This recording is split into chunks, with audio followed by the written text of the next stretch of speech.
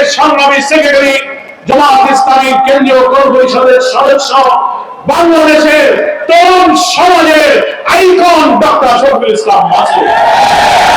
আমাদের সম্মানিত মাওলানা আবুল কালাম আজাদ, সংগ্রামী জননেতা, কেন্দ্রীয় কর পরিষদ সদস্য অধ্যাপক মাহমুদুর রহমান, দোলপুর খালিশপুরে আমাদের নির্বাচনের প্রার্থী অধ্যাপক মাহমুদুর রহমান, সম্মানিত জেলা আমির মডেল এমএলএ হোসেন সহ অনেক নেতৃবৃন্দ আছেন। আমি সময়ের কারণে সবার নাম নিতে না পারায় দুঃখিত। আসলে বিকালে আসর থেকে মাগরিব খুবই অল্প সময়, কি বলেন ঠিক কিনা? আপনারা ধৈর্যের সাথে অপেক্ষা করবেন, শৃঙ্খলার সাথে আমরা ইনশাআল্লাহ এই ছাত্র যুব সমাবেশ শেষ করতে চাই। আমাদের আজকে বক্তব্য তো নেতৃবৃন্দ বলেই ফেলছেন, নাকি বলেন? রাজনৈতিক বক্তব্য হয়ে গেছে আলহামদুলিল্লাহ। আমি আপনাদের সন্তান, আপনাদের ভাই, আপনাদের বন্ধু হিসেবে অনেক বক্তব্য এখানে রেখেছি। এখানে আমার সাংবাদিক বন্ধুরা আছেন, এলাকাবাসী, ছাত্র যুবকরা আছেন, তাদের অভিভাবকরা অনেকে এসেছেন। এখানে বিএনপি, আওয়ামী লীগ, জাতীয় পার্টি, অনেক রাজনৈতিক দলের সম্মানিত বন্ধুরা এখানে আছেন। আমার হিন্দু সম্প্রদায়ের সনাতনী ধর্মের ভাইরা এখানে আছেন। আমি তাদের সকলকে আন্তরিক শুভেচ্ছা জানিয়ে আজকের এই ঐতিহ্যবাহী স্বাধীনতা চত্বরের সমাবেশ সফল করার জন্য অনুরোধ জানাই। একটা কথা বলতে চাই যে আজকের এই সমাবেশটা হচ্ছে ছাত্র যুব সমাবেশ, নাকি বলেন? ছাত্ররাও কিন্তু যুবক, বয়সের বিবেচনায় যারা কলেজ, স্কুল, মাদ্রাসা, ইউনিভার্সিটিতে পড়ে তাদের মধ্যে তারুণ্য আছে, যৌবন আছে, সব মিলে কেউ লেখাপড়া শেষ করেছেন, কেউ কর্মজীবনে গিয়েছেন, কেউ বেকার আছেন, কেউ কোনোভাবে জীবন জীবিকা নির্বাহ করছেন। এই যুবক ছাত্রদের আজকে এই সমাবেশ। ফলে যুবক যারা, তারা হচ্ছে একটা শক্তির প্রতীক। যৌবন হচ্ছে একটা শক্তির প্রতীক।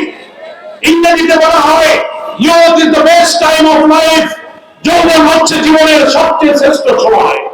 দুনিয়ার ইতিহাসে যত আন্দোলন, যত সংগ্রাম, যত সভ্যতার বাংলার বড় ইতিহাস সৃষ্টি করেছে সেই দেশের ছাত্র এবং যুব সমাজ।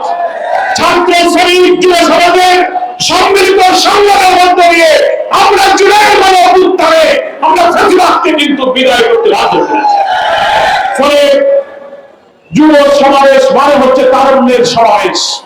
যাদের জীবন আছে, শক্তি আছে, এনার্জি আছে, স্ট্যামিনা আছে, যাদের মেধা আছে, মনন আছে, যারা ভাঙতে পারে, যারা গড়তে পারে, বিপরীত চিন্তাকে সেই প্রাচীন সমাজ ভেঙে নতুন বাংলাদেশ গড়ে ফুলতলা সেই ঐতিহাসিক ভূমিকা রাখবে। সেই জন্য আমি ফুলতলার যুবক ছাত্রদের বলতে চাই, তোমরাই এবারের নির্বাচনে 12 কোটি ভোটারের 4 কোটি নতুন যুবককে এবার নতুন ভোট দেবে। তাহলে কি হলো? 12 কোটি 4 কোটি যদি যুবক ভোটার হয়, 3 ভাগের 1 ভাগ হচ্ছে তরুণ ভোটার। কি বলেন? আর তরুণ ভোটাররা এই বাংলাদেশকে বদলে দিতে চায়। বয়স আমি বলেছি, যুবক আর তরুণ মানে কিন্তু 20, 25, 30 বছর বয়স হওয়া লাগবে তা না। অনেক সময় 50, 60 বছরের লোকেরাও কিন্তু তারুণ্য, শক্তি, মেধা, সাহস দিয়ে কিন্তু যৌবন এবং শক্তির প্রতীক হিসেবে কাজ করে। ফলে যৌবন এবং তারুণ্য মানে হচ্ছে শক্তি, তারুণ্য মানে হচ্ছে সংগ্রাম, তা হচ্ছে অনুপ্রেরণার উৎস। ভয়, ভীতি, বাধা, বিপত্তি, অপ্রতিরোধ দুর্জয় শক্তি নিয়ে, মৃত্যু ভয়হীন চেতনা নিয়ে তারা সত্যের সঙ্গে এগিয়ে যায়, তাই হচ্ছে তরুণ যুবক। কিন্তু বয়স যখন একটু কম, অনেক সময় তাদের মধ্যে দুর্বলতাও থাকে, থাকে কিনা বলেন? 14 বার ডাকা লাগে, মিছিলে ডাকলে আসে না, কাজ করতে গেলে বা যাচ্ছি জানাতে ভুলে যায়। আবার বহু বৃদ্ধ আছে 50, 60 বছর বয়স, একবার বললেই মিছিলে ঝামেলা করে, আছে কিনা বলেন? এই জন্য কবি নজরুল বলেছেন, যৌবনকে কখনো বয়সের ফ্রেমে বাঁধা যায় না। বয়স দিয়ে যৌবনকে বাঁধা যায় না। আপনারা বলেছেন আমাদের ছাত্র জীবনে যৌবনের গান প্রবন্ধ ছিল, সেখানে নজরুল বলেছে, বহু যুবককে দেখিয়াছি যার যৌবনের ঊর্ধ্বের নিচে বার্ধক্যের কঙ্কাল মূর্তি। মানে অনেক যুবক আছে বয়সে মনে হয় 40, কিন্তু কতটুকু দিলেও আসে না, দাঁড়া দিলেও দৌড়ায় না, 3 দিনের দিকে ঘুমায় থাকে। উনি বলেছেন বহু যুবককে দেখিয়াছি যাদের যৌবনের ঊর্ধ্বের নিচে বার্ধক্যের কঙ্কাল মূর্তি, বয়স কম হলেও গুণের মতো কাম কাজ। আবার বহু বৃদ্ধের ব্যাপারে কবি নজরুল বলেছেন বহু বৃদ্ধকে দেখিয়াছি যাদের বার্ধক্যের জীর্ণ আবরণের নিচে মেঘ লুপ্ত সূর্যের মতো পবিত্র যৌবন। 70 বছরের বুড়ো আপনি দেখবেন তারা মিছিলে যে স্পিডের সাথে থাকে, অনেক দুর্বল যুবকরাও কিন্তু সেই শক্তি দেখাতে পারে না। আচ্ছা কিনা বলেন? আজকে ফুলতলার সেই যুবক, সেই তারুণ্য, সেই সংগ্রাম শক্তির সমাবেশ আজকে এখানে ঘটেছে। আপনাদের কাছে জানতে চাই, জামাত ইসলামী আমির বাংলাদেশের মতন বাংলাদেশের সাক্ষী ডাক্তার শফিকুর রহমান ঐতিহাসিক সোহরাওয়ার্দী উদ্যানে যে জাতীয় মহাসমাবেশে ভাষণ দিয়েছিলেন, আপনারা সে ভাষণ শুনেছিলেন? আপনারা টেলিভিশনে দেখেছেন। বক্তৃতা করতে গিয়ে উনি পড়ে গেলেন, আবার উঠে দাঁড়ালেন, আবার উনি বক্তৃতা করতে গিয়ে পড়ে গেলেন। আমরা দাঁড়াতে অনুরোধ করলাম দাঁড়াবেন না, তবু উনি আবার পড়ে গেলেন, আবার উনি উঠে বসলেন। ডাক্তাররা ওনাকে ধরলেন, আর বক্তৃতা করা যাবে না। কিন্তু তারুণ্যের প্রতি এত অসুস্থ তিনি বললেন না, আমি বক্তৃতা করবো, আপনার সরে যান, ভাইকে আমার কাছে দেন। বসে থেকে পালনটা করে উনি 7 মিনিট বক্তৃতা করেছিলেন। মনে আছে কিনা বলেন? সেই 7 মিনিটের বক্তৃতা এখনো ইউটিউবে, অনলাইনে, সোশ্যাল মিডিয়াতে আছে। তিনি বলেছিলেন আমার মৃত্যুর জন্য আল্লাহ তাআলা যে সময় ঠিক করে রেখেছেন তার 1 মিনিট আগেও আমার মৃত্যু হবে না। এটাই হচ্ছে তারুণ্য। কি বলেন? তিনি বলেছিলেন আমি শিশুদের বন্ধু, বৃদ্ধদের বন্ধু, আমি নারীদের ভাই, যুবকদের বন্ধু। আগামী দিনে বাংলাদেশে একটি নতুন বাংলাদেশ গড়ার জন্য তিনি ডাক দিয়ে আমাদেরকে বলেছিলেন এমন বাংলাদেশ গড়তে চাই যেখানে মানবতা, মনুষ্যত্ব থাকবে, সুবিচার থাকবে, ন্যায় বিচার থাকবে, ইনসাফ থাকবে, বেকারদের কর্মসংস্থান হবে। তিনি বলেছিলেন আল্লাহ তাআলা রহমতে জনগণ যদি জামাত ইসলামীকে রাষ্ট্র শাসনের দায়িত্ব দেয়, আমরা শাসক হব না, আমরা সেবক হব। তিনি বলেছিলেন তরুণ যুবকরা তোমরা জেগে ওঠো, কলেজ, বিশ্ববিদ্যালয়, স্কুল থেকে পাস করে, মাদ্রাসা থেকে পাস করে যারা বেরোবে, এক হাতে সার্টিফিকেট থাকবে, আর এক হাতে আমরা প্রত্যেককে চাকরি দেবো। যদি চাকরি দিতে না পারি, যুবকদের বেকার ভাতা আমরা দেবো। এটা হচ্ছে সমৃদ্ধ নতুন মানবিক বাংলাদেশ। ফুলতলার যুবক ভাইদেরকে ঐক্যবদ্ধ থাকো।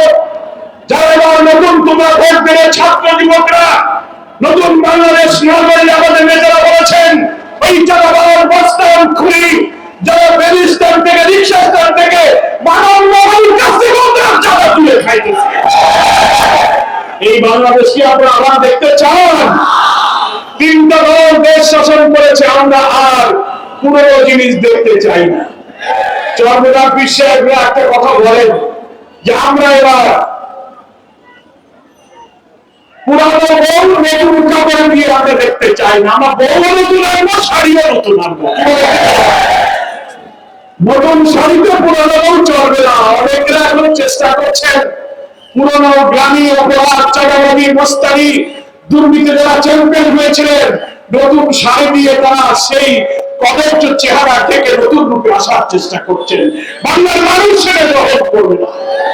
যুবক ছাত্রদেরকেই সেই নতুন বাংলাদেশের জন্য প্রস্তুতি নিতে হবে। জামাত ইসলামী তার নির্বাচনী ম্যানিফেস্টোতে বলেছে আমরা যদি রাষ্ট্রের দায়িত্ব পাই, রবীন্দ্র ইসলাম খান ভাই বলেছেন ব্র্যাকের জরিপ, সালেমের জরিপ, ইনোভেশন নামে শুদ্ধ একটা জরিপ বেরিয়েছে, সব জরিপ বলছে অতীতের সব নির্বাচনের চেয়ে জামাতের জনসমর্থন মাসে মাসে বৃদ্ধি পেয়ে এখন ক্ষমতার কাছাকাছি সমর্থন চলে গিয়েছে। আমি জামাত বলেছেন আমরা যদি রাষ্ট্র ক্ষমতা পাই তাহলে সেই দেশ হবে মানবিক, মানবতা, মনুষ্যত্বের জন্য সুন্দর একটা বাংলাদেশ। আমরা যুবকদেরকে এই রাষ্ট্রের দায়িত্ব তুলে দিতে চাই। আগামী দিনে সব যুবকের কর্মসংস্থান করা, উৎপাদনমুখী কারিগরি শিক্ষা ব্যবস্থা আমরা করব।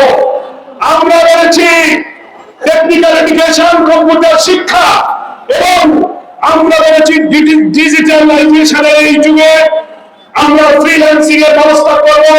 যারা কম্পিউটার বলতে পারে, শিখতে পারে, কাজ করতে পারে, বাংলাদেশে ফ্রিল্যান্সিং এর মাধ্যমে দুনিয়ার বিভিন্ন প্রতিষ্ঠানে চাকরি করে তারাও টাকা কামাই করতে পারবে। বিভিন্ন টেকনিক্যাল ট্রেড আমরা শিক্ষা দেব।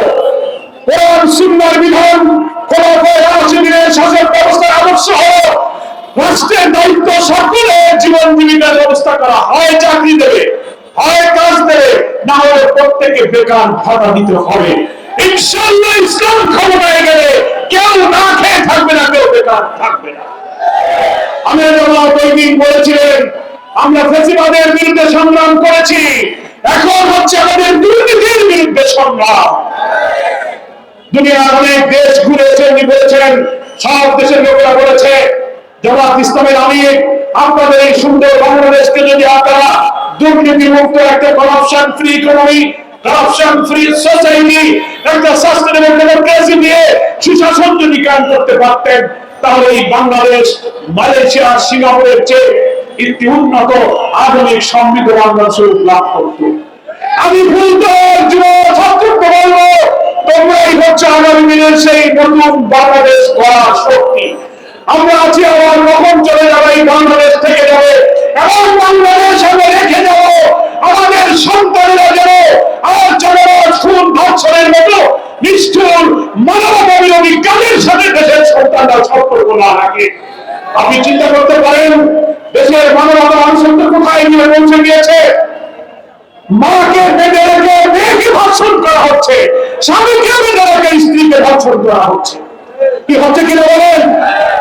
একটা দেশের শাসক হেলিকপ্টারে উঠে সেই দেশের মানুষকে গুলি করে হত্যা করছে, পুলিশ গুলি করে